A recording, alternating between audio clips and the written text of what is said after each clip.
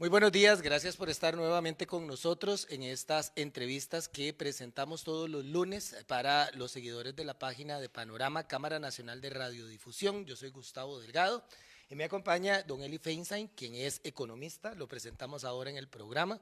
De hecho, tuvimos como, yo digo, un abrebocas con lo que vamos a conversar con don Eli hoy. Gracias en primer lugar por estar con nosotros, bienvenido. No, gracias por la invitación, Gustavo. Es un placer estar aquí en la Cámara Nacional de Radio. Bueno, empecemos conversando o continuando con la conversación que iniciamos en el programa. Bueno, estamos a semanas de que se ponga en implementación el impuesto del valor agregado, que ha generado mucha discusión y mucha incertidumbre también, y yo creo que por ahí podemos iniciar. Don Eli, ¿esto siente usted que va a llegar a afectar la economía del país o podría más bien llegar a afectarla negativamente? Bueno, es sabido que todo incremento de impuestos y sobre todo uno que afecta directamente al consumo tiene un efecto de contracción sobre la economía. Y es lógico porque básicamente usted lo que está haciendo es encarecer los productos en el monto del impuesto. En este caso, los servicios que antes no estaban grabados y ahora sí van a estar grabados. Cuando la gente vaya al salón de belleza, al gimnasio, etcétera, va a pagar un 13% y cuando vayan al médico van a pagar otro porcentaje diferente, de manera esto lo que hace es restar recursos de los consumidores, con lo cual se les disminuye el poder adquisitivo. Esto era normal, esto es de esperar, siempre que se aprueba un plan fiscal se sabe que suceden estas cosas, y aquí lo preocupante es que habiéndose aprobado el plan fiscal desde diciembre, no se ven medidas de recuperación de la economía, de reactivación de la economía por parte del gobierno. Le entiendo que entonces esta medida de aumentar los impuestos en el país era prácticamente que necesario. En estos momentos, basados en la coyuntura que tenemos ahora, en la cápsula usted nos mencionaba que pasamos 20 años o yo no sé cuántos gobiernos discutiendo acerca de cómo resolver el problema de las finanzas públicas, pero el gobierno se topa el problema ahora. ¿Estaba bien aplicar este tipo de medidas basados en esta coyuntura? Les repito. Eh, no podemos decir que estaba bien. El gobierno se encontró con una necesidad imperiosa que fue que las finanzas públicas quedaron en un estado realmente desastroso. Después de 10 años de gasto público, o sea, de crecimiento desbocado en el gasto público y sobre todo después de 4 años de la administración Solís, de una administración desastrosa de las finanzas públicas, el país se encontró con una situación en la cual prácticamente no quedó más remedio. Teníamos alternativa. Pues la alternativa estaba antes, ¿verdad? Como mencionaba yo en esa cápsula, el gasto público en el año 2008 andaba en el orden del 15% del PIB. Para el año pasado ya andaba en el orden del 21 y pico por ciento del PIB. Ahí tenemos 6 puntos de incremento, de 15 a 21, ¿verdad? Y el déficit fiscal anda en el orden de 6, creo que fue 6,2 el año pasado. Quiere decir que prácticamente la totalidad del déficit que tenemos se debió a ese incremento desmedido del gasto. Lo correcto hubiera sido recortar el gasto. Pero cuando... Antes de crear más impuestos. Claro, claro, antes de subir impuestos. Lo que pasa es que cuando ya el gobierno actual entra, se encuentra con una situación caótica, los mercados internacionales y los mercados domésticos ya estaban empezando a pasarle factura al gobierno, ¿verdad? No aceptando las emisiones, cobrando tasas de interés, la ministra se refirió a ellas como obscenamente altas, ¿verdad? Y entonces el país tuvo que tomar el trago amargo de aceptar el plan fiscal. El problema es como decía, a pesar de que se aprobó ese plan fiscal, no se han tomado las medidas que debieron de acompañarla para, uno, seguir conteniendo el gasto, recortar el gasto, y dos, para dinamizar la economía que está estancada y cuando entren en vigencia los impuestos va a ser todavía más fuerte el golpe. Eh, Basados en las experiencias internacionales donde también ha tenido que aumentarse impuestos, de crearse impuestos, y que lógicamente, como usted mencionaba, se recorta o se desacelera la economía, ¿qué se debería de hacer? O sea, cuando hablamos de reactivación económica desde su punto de vista, ¿cuáles son las primeras medidas que deberíamos de aplicar como país? Bueno, lo primero es que con la subida de impuestos, como decía anteriormente, básicamente se le están quitando recursos a los consumidores. Entonces, una forma rápida de devolverle recursos a los consumidores para que su poder adquisitivo no se vea afectado es eliminar los aranceles de importación, sobre todo en todo lo que tiene que ver con la canasta básica, la construcción, la salud, la educación, que son tipos de consumo muy importantes, ¿verdad? Porque estos son aranceles que hay estudios que han demostrado desde hace 20 años que el sobrecosto que representan para el consumidor implica que el consumidor más pobre, el 20% más pobre de la población, destina hasta un 40% de sus ingresos a pagar ese sobrecosto. Y entonces, si usted elimina esos aranceles, es como que le estuviera dando un aumento sin darle el aumento. Es como si simplemente usted le está devolviendo a la gente poder adquisitivo con lo que ya son sus ingresos. Con eso usted disminuye pobreza más que con cualquier programa antipobreza, pero sobre todo con eso usted pone plata en el bolsillo de los costarricenses que la van a ir a gastar y eso va a generar un ciclo de reactivación económica. Eh, Ojo que si el IVA sube un 13%, pero usted baja los aranceles un 40%, 45, 50%, el efecto neto para el consumidor hubiera sido más bien una bajada de precios en vez de una subida de precios. Pero bueno, eso no sucedió. Hablemos ahora, usted nos comentaba acerca del gasto público. Aquí hay, aquí hay dos vertientes. Una que dice que se necesitan ingresos frescos y rápido, y otra que dice que hay que aplicarse medidas que no son excluyentes, dicho sea de paso, ¿verdad? Pero que hay que meterle tijera al Estado, ¿verdad? A los gastos del Estado. Pero parece que el gobierno apostó por una medida que es impopular, que afecta definitivamente a la masa, ¿verdad? Que es la de los impuestos. Pero no le ha entrado al tema del gasto. ¿Por qué? Bueno, porque en Costa Rica, si hay algo más impopular que subir impuestos, es recortar el gasto. Em, los sindicatos del sector público se tiran a la calle inmediatamente. En Costa Rica las instituciones públicas se han convertido en fines por sí mismas y no en medios para alcanzar fines de política pública, ¿verdad? Entonces, como decía, tenemos 40 y pico programas de combate a la pobreza. ¿Por qué? ¿Por qué tenemos que tener tanta burocracia? No es que no debamos de tener programas de combate a la pobreza. Lo que debemos de tener es los programas centralizados en una institución que los administre con una sola burocracia para eso. Eh, Tenemos instituciones que desde hace décadas no hacen nada más que perder dinero.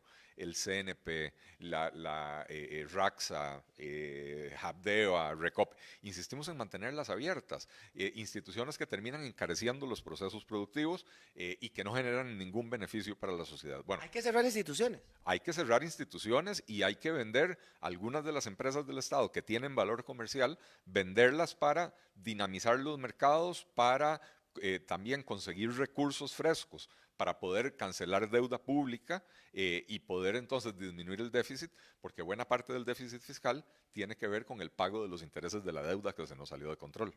Vamos a darle espacio aquí también, desde luego, a los amigos que nos han comentado, nos han hecho preguntas. Isaac Solís, según su criterio como experto, ¿existe alguna razón en específico por qué el Estado de cada gobernante que llega al poder no produce riqueza para Costa Rica? Seamos honestos, no se requiere un máster en economía para concluir que cobrar más impuestos a los costarricenses y a empresas privadas es la mejor solución para el fortalecimiento de las finanzas públicas. Esto es un atraco más al bolsillo para sostener un sistema improductivo. Este tipo de acciones abusivas solamente están generando mayor estrés y descontento, agregando más explosivos a la bomba, más explosivo a la bomba que tarde o temprano estallará en mayores problemas. ¿Por qué es que nos cuesta tanto? Yo le voy a decir, no me están preguntando a mí, pero yo siento que tenemos un problema de un modelo económico que ya no funciona más. ¿Pero qué piensa usted? No, en efecto, el modelo de desarrollo económico de Costa Rica, adoptado desde hace más de 35 años, funcionó, pero ya está dando muestras de agotamiento. Parte del problema fue que en los años 80, después de la crisis del gobierno de Carazo, tomamos ciertas decisiones e introdujimos un montón de reformas en la economía, pero no lo hicimos completamente. Quisimos movernos hacia una economía más de mercado, porque previamente en los años 70 y para atrás teníamos una economía muy dirigida por el Estado, entonces quisimos introducir medidas de mercado, pero mantuvimos el aparato estatal tal cual, y no solo tal cual, sino que en los años 80 y 90 el aparato estatal creció enormemente en cantidad de instituciones. Entonces llegamos a una situación como hoy donde tenemos 330 instituciones en un país de 5 millones de personas. Esto es realmente insostenible. ¿Por qué los gobernantes no hacen nada? Bueno, en parte porque tienen un sesgo ideológico que nos introducen desde la escuela, ¿verdad? Donde nos hacen creer que el Estado va a resolver todos nuestros problemas. Y además hay un sesgo antiempresa. En este país el empresario es mal visto. El empresario que contrata gente, en vez de ser visto como una persona que está creando oportunidades de empleo, es visto como un explotador que le roba a sus empleados. Entonces tenemos ese sesgo pro Estado, anti sector privado, que es sumamente dañino para la economía. Ahora que usted menciona eso, bueno, el gobierno iniciando presentó a un ministro de competitividad que se suponía que iba a ser el enlace entre el gobierno y los empresarios, ¿verdad? Que es el señor Garnier, don André Garnier. ¿Siente usted que esa función realmente ha dado frutos? ¿Esa comunicación empresarios, gobiernos, se está dando de manera fluida? Bueno, no sabría yo decirle porque yo no estoy en las cámaras empresariales, ¿verdad? Pero evidentemente no es una función que haya sido muy visible, ¿verdad? La del ministro André Garnier. Y por el otro lado, uno ve que en las últimas semanas las cámaras empresariales han empezado a reclamarle al gobierno que a dónde están las medidas de reactivación. Han sugerido algunas medidas con las que yo estoy de acuerdo, otras con las que no necesariamente estoy de acuerdo, pero lo que se ve es que no se sienten satisfechas las cámaras empresariales.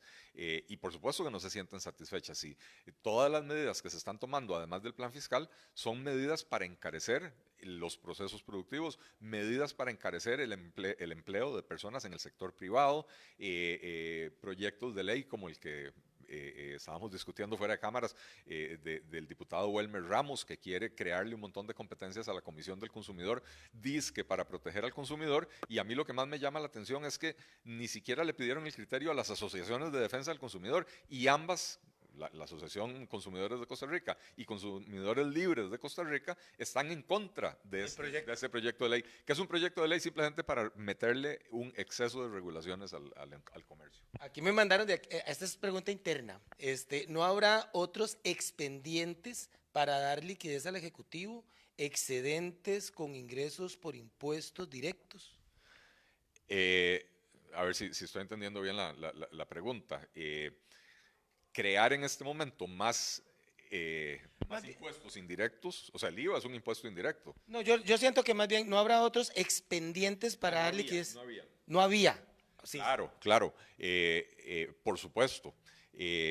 Lo que debimos haber hecho, como decía, si el gasto público pasó de ser 15% a ser 21 o 22% del PIB, lo que debimos hacer fue recortar el gasto público. No era necesario incrementar los ingresos cuando en el año 2008 las finanzas públicas estaban equilibradas, porque básicamente gastos e ingresos representaban el mismo porcentaje del PIB. Se desató el gasto público y ¿cómo se llama? Bueno, llegamos a la situación en la que estamos. Lo que se debió haber hecho fue recortar el gasto público. Cualquier incremento de ingresos para el gobierno por la vía de impuestos indirectos o por la vía de impuestos directos siempre va a tener un efecto contractivo sobre la economía. Don Eli, bueno, estamos en este momento, ¿verdad? Estamos a 3 de junio, nos viene a partir del próximo mes el cobro del IVA y ahí seguimos, ¿verdad? Esto no se detiene. ¿Qué podemos hacer los costarricenses y qué puede hacer el gobierno para ver si levantamos este país y movemos esta economía? Bueno, yo creo que los ciudadanos reaccionan a las señales que reciben del entorno y las señales que están recibiendo es vamos a clavarlos con impuestos, vamos a clavarlos con un montón de requisitos de información y documentación. Ahora los profesionales liberales somos recaudadores de impuestos. Así es. Ahora nos convertimos en recaudadores de impuestos, lo cual nos obliga a estar presentando mes a mes un informe de la retención y devolverle el dinero a tributación directa, ¿verdad? Y lo que la gente no toma en cuenta es que el tiempo que eso le quita a uno como profesional liberal, que también al comerciante y al industrial, etcétera, le quita tiempo. Entonces, no es solo que se sube el costo de la factura porque tengo que agregarle el IVA, es que se me suben mis costos de operación porque voy a tener que dedicar tiempo mío que de otra manera yo estaría facturando, se lo tengo que regalar al Estado llenando informes. Pierdo productividad. Pierdo productividad, absolutamente pierdo productividad. Y por otra parte hay un tema que también no se está considerando y es que, de acuerdo con la ley, si yo facturo en julio, a más tardar el 15 de agosto, yo tengo que haber presentado el informe y entregarle al Estado el monto de los impuestos. Pero a veces el ciclo de cobro no coincide con eso. Entonces, si yo facturo en julio, pero a mí me van pagando en septiembre, al Estado no le importa. Yo en agosto tengo que entregarle al Estado la plata correspondiente al impuesto de ventas. Entonces, eso le va a provocar a las empresas y a los profesionales liberales un problema de flujo de caja muy importante. Aquí me preguntan también, esto es para ir cerrando, si usted sigue teniendo aspiraciones políticas, en algún momento, no sé si todavía formará parte activa del Partido Liberal. Tenía una afectación de salud que fue pública, entonces lo puedo mencionar. ¿Cómo se encuentra usted ahorita? ¿Tiene proyectado de cara al 2022 aspirar a algún puesto? Sí, a ver, yo soy presidente del Partido Liberal Progresista y uno no se mete a la política para ver los toros desde la barrera. En este momento estoy perfectamente bien de salud. Bueno, me alegra. Muchísimas gracias, yo también. Y bueno, la intención es llegar al 2022 preparados para participar con toda la fuerza en esa campaña. Ya veremos de qué forma va a ser, si va a ser el partido por sí solo, si vamos a lograr alguna coalición o alianza con otros partidos de pensamiento similar, si vamos a ir solo por diputaciones o también por la presidencia de la República, pero que vamos con todo y nos estamos preparando para todo, para el 2022, eso es definitivo. Excelente. ¿Cómo la gente conoce más de usted? Bueno, lo tenemos etiquetado acá. Usted tiene una página suya de Eli Feinstein, pero ¿hay otras maneras o básicamente por ahí? Bueno, yo tengo todas las redes sociales. O sea, yo estoy en Facebook, que es donde usualmente van a encontrar mis comentarios más extensos, ¿verdad? En Facebook me encuentra como Eli Feinstein. Algunos muy afilados, ¿verdad? Usualmente bastante afilados, sí. Después también estoy en Twitter. Y también estoy en Instagram, igual me encuentran ahí como Eli Feinstein. También la página del partido, en Facebook es Partido Liberal Progresista, en Twitter es @liberalcr, también estamos en Instagram, no me acuerdo cuál es Lo buscan ahí, ¿verdad? Sí, ponen Liberal Progresista y nos van a encontrar. Y constantemente estamos publicando en la página del partido criterios y opiniones también de otros miembros del partido, no solo las mías, de manera que los invito a visitar la página, a completar el formulario de afiliación del partido. No tiene ningún costo, pero nos puede apoyar bastante en diferentes áreas del trabajo del partido. Excelente, pues muchísimas gracias, don Eli, por estar con nosotros. Muchísimas gracias a ustedes, a la Cámara, por la invitación. Siempre un placer. Bueno, nosotros finalizamos. Hoy teníamos la posición del economista de corte liberal, don Eli Feinstein. En otros momentos presentaremos otras posiciones con respecto a temas variados del acontecer nacional. Muchísimas gracias por haber estado con nosotros, a todas esas personas que estuvieron conectadas. Por ahí vi que teníamos como 70. Y bueno, que la pasen muy bien en este día y seguimos escuchándonos a las 7 de la mañana todos los días en Panorama. Muchísimas gracias.